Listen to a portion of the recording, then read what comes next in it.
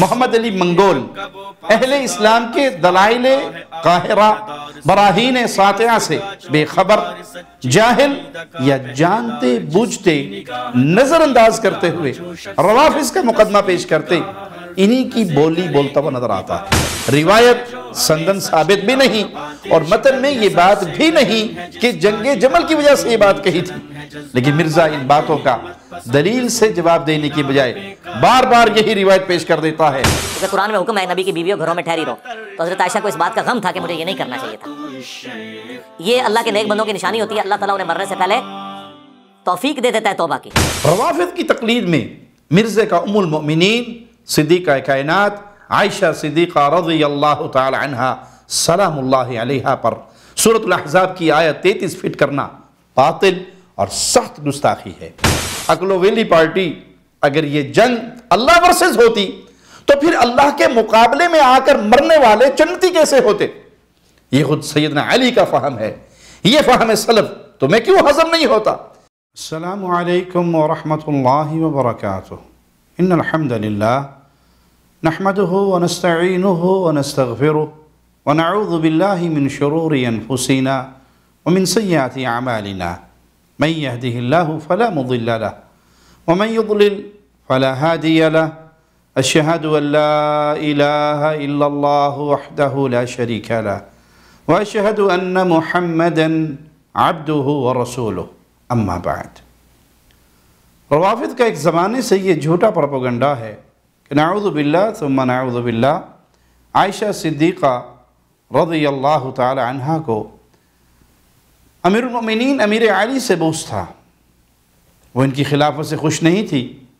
جمل میں بھی امیر المؤمنین امیر علی رضی اللہ عنہ کے خلاف جنگ کے لیے نکل کھڑی ہوئی تھی، اللہ اور اس کے رسول کی نافرمانی کے لیے، نعوذ باللہ ثم نعوذ باللہ۔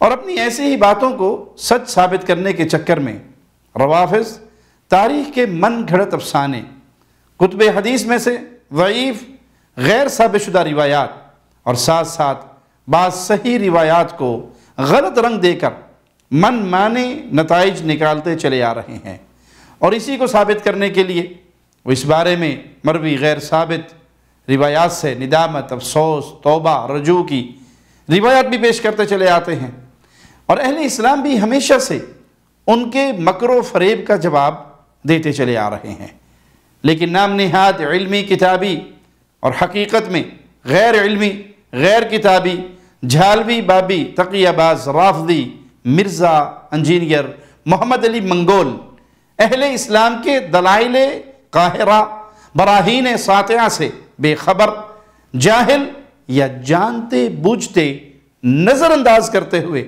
روافض کا مقدمہ پیش کرتے، انہی کی بولی بولتا ہوا نظر آتا ہے۔ خاص اس بحث میں بھی فضیلت الشیخ ابو یحییٰ نورپوری حافظہ اللہ مضبوط دلائل کے ساتھ ان باتوں کا جواب دے چکے ہیں۔ فروری 2019 سے شیخ کا ایک بیان یوٹیوب پر موجود ہے جس کا عنوان ہے کہ عائشہ رضی اللہ تعالی عنہ نے قصاص عثمان کے مطالبے سے توبہ کی۔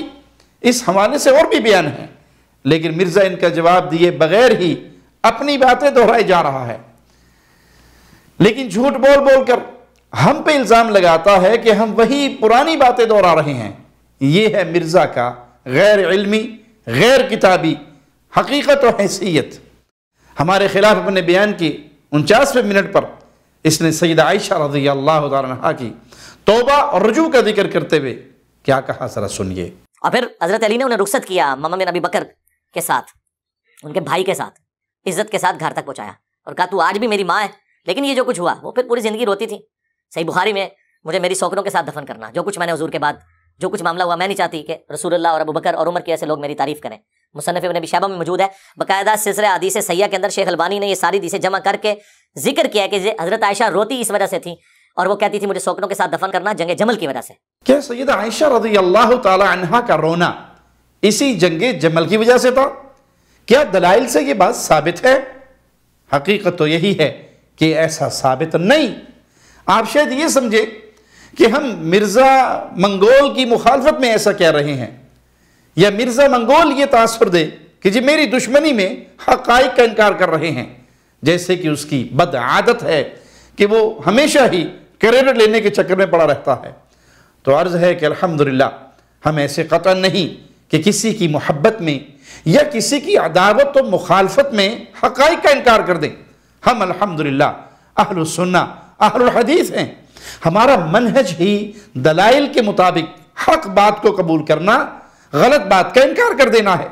ایسے میں ہم محبت اور مخالفت اور اپنے اور پرائے کے معاملے کو ایک طرف رکھ کر ہی اللہ کی رحمت سے حق کے مطابق بات کرتے ہیں۔ اسی لیے بدگمانی، تعصب، جانبداری کو ایک طرف رکھتے ہوئے یہ دیکھیے کہ دلائل کے مطابق سیدہ عائشہ رضی اللہ تعالی عنہ کا یہ فرمانا اور رونا کیا جنگ جمل کی وجہ سے تھا؟ اس لیے کہ مرزا سب سے پہلے صحیح بخاری کی حدیث نمبر 1391 پیش کرتا ہے۔ مرزا کا ہی لگایا ہوا اسکین دیکھ لیں اور غور سے پڑھیں، اس میں جنگ جمل کی طرف کوئی اشارہ بھی ہے؟ غور کریں، اس میں تو روبہ کی بجائے بقیع میں دفنانے کی وجہ یہ بتائی کہ میں نہیں چاہتی کہ ان حضرات کی وجہ سے میری بھی تعریف کی جائے، لا ازکا بہی ابداً۔ اور یہ سیدہ کی عاجزی اور انکساری تھی۔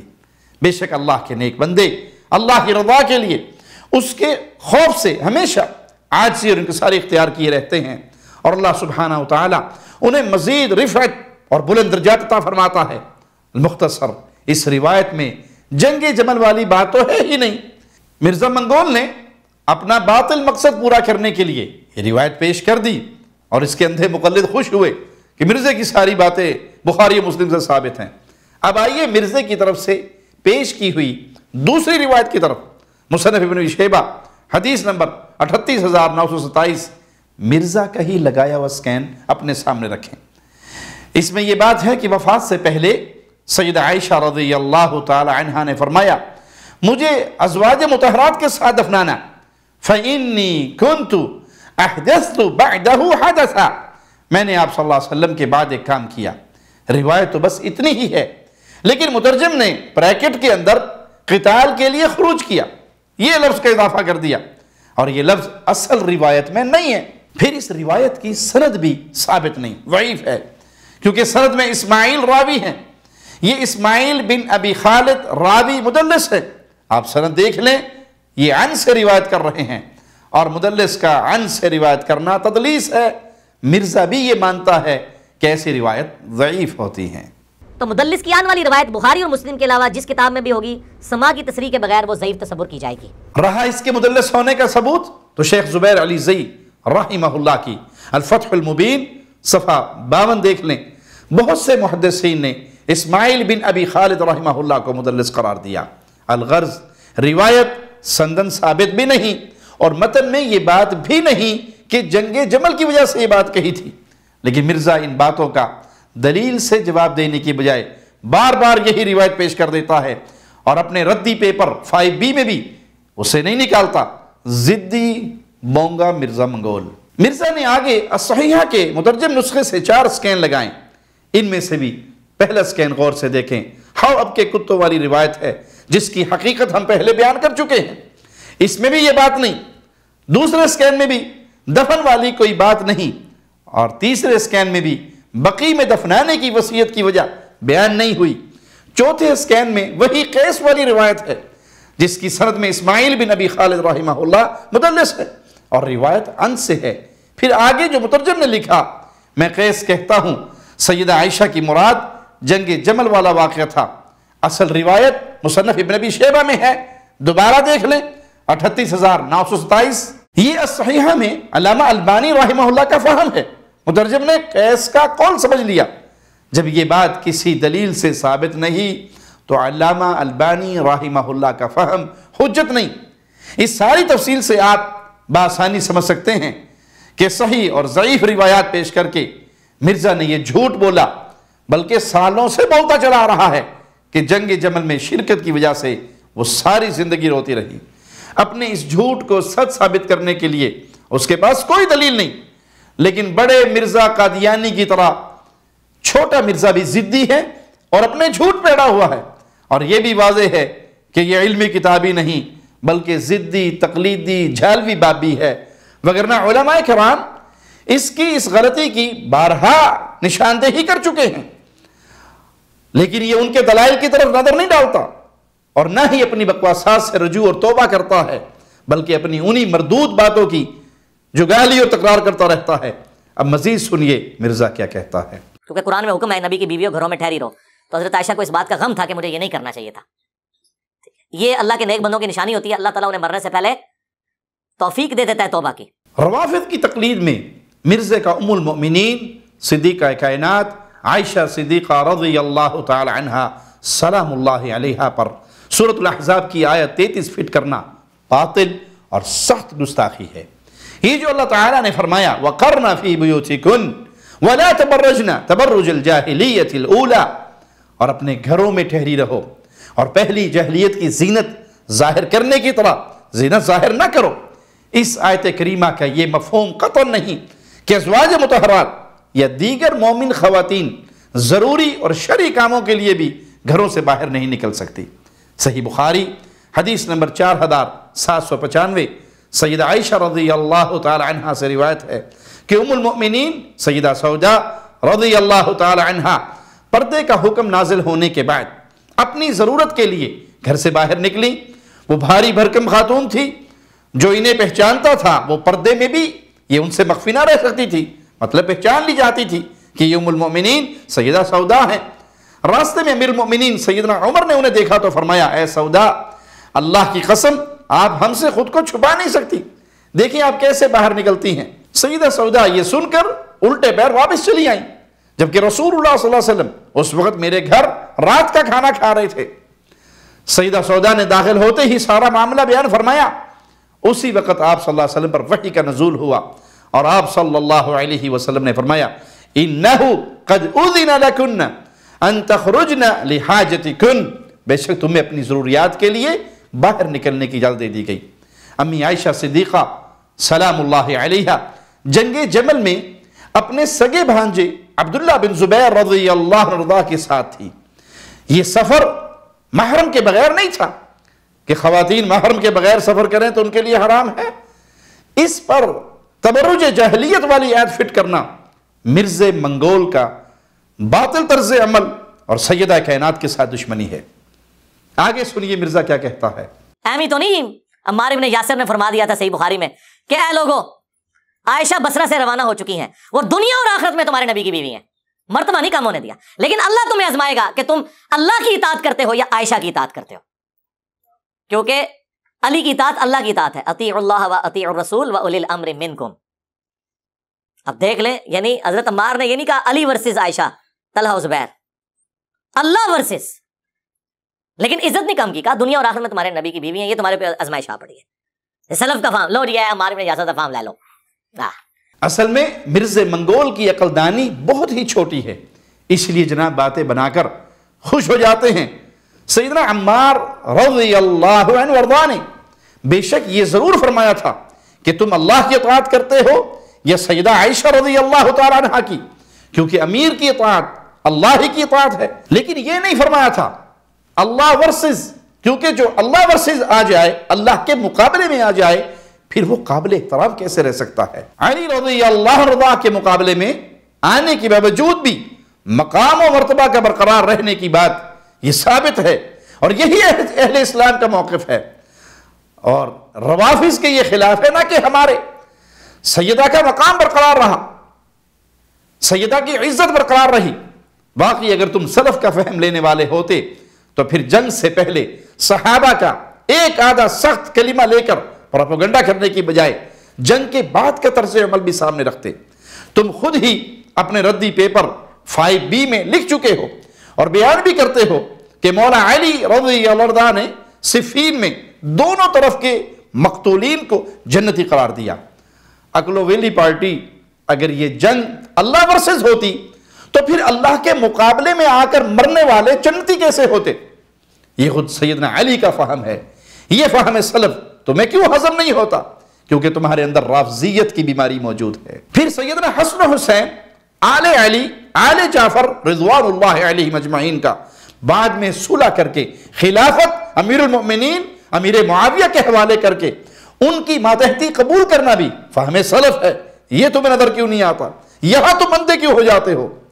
آگے جو مرزا منگول نے मुसन्नफ इब्न अबी शैबा और सुनन बैहक़ी की रिवायत पेश की कि सैयदना अम्मार बिन यासिर रज़ियल्लाहु अन्हु ने फरमाया, तुम ये ना कहो कि कफ़र अहलुश शाम, कि अहले शाम ने कुफर किया, बल्कि ये कहो कि उन्होंने जुल्म और नाफरमानी की।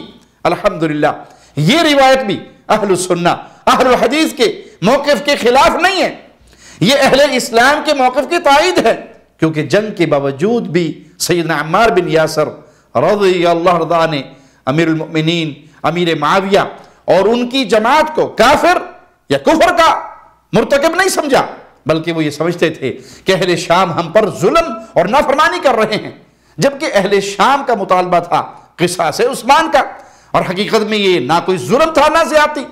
और सही मुस्लिम में मौजूद रसूलुल्लाह सल्लल्लाहु अलैहि वसल्लम के फरमान के मुताबिक दोनों जमातें हक पर थी, अलबत्ता सैयदना अली और उनकी जमात हक के करीब तरीन थी। सैयदा आयशा रज़ियल्लाहु ताला अन्हा के रोते रोते दुपट्टे तर कर लेने वाली जो बात है वो सही बुखारी हदीस नंबर 6075 में मज़कूर है कि अब्दुल्ला बिन ज़ुबैर ने अपनी खाला सैयदा कायनात आयशा सिद्दीक़ा सलामुल्लाहि अलैहा को बहुत माल दिया, तो उम्मुल मोमिनीन ने सारा माल अल्लाह की राह में खर्च कर दिया। अब्दुल्ला बिन ज़ुबैर ने फरमाया, आयशा रज़ियल्लाहु ताला को ऐसे खर्च से रुक जाना चाहिए, वगरना मैं इन्हें माल नहीं दूंगा। जब अम्मी आयशा को इसका इल्म हुआ तो उन्होंने भांजे की इस बात पर अफसोस करते हुए कहा, क्या उसने ये अल्फाज कहे हैं? लोगों ने बताया जी हाँ। तो अम्मी आयशा ने फरमाया, फिर मैं अल्लाह से नजर करती हूं कि अब मैं इब्न ज़ुबैर से कभी नहीं बोलूंगी। जब इस कता तारकी पर काफी वक्त गुजर गया, इब्न ज़ुबैर रज़ियल्लाहु अन्हुमा कोशिश करते रहे कि उम्मुल मोमिनीन की नाराजगी खत्म हो जाए, यहां तक इब्न ज़ुबैर इस कोशिश में कामयाब हो गए। फिर अम्मी आयशा अपनी इस नजर को याद करते हुए रोती थी। इसके बदले में उन्होंने 40 गुलाम भी आजाद किए थे। वकान तज़कुरु नज़रहा बअद ज़ालिक फतबकी हत्ता तबुल्ला दुमुअहा खिमारहा।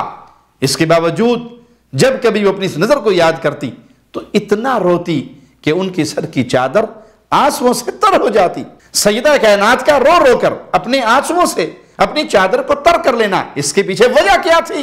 वो जो नजर मानी थी कि मैं भांजे से आइंदा कलाम नहीं करूंगी, अपनी उस नजर को याद करके रोती थी। अल्लाह से दुआ है अल्लाह हमें सहाबा के अहले बैत के फहम पर जिंदा रखे और रवाफिज की कुर्बत को पाने और दुनिया के चंद टुकड़ों के लिए अपने ईमान को बेचने की फितने से महफूज रखे। अक़ूलु क़ौली हाज़ा व अस्तग़फ़िरुल्लाह ली व लकुम व लिसाइरिल मुस्लिमीन। हर लम्हा कुरान और सुन्नत का तर्जमान, फ़ज़ीलतुश शेख तौसीफ़ुर रहमान।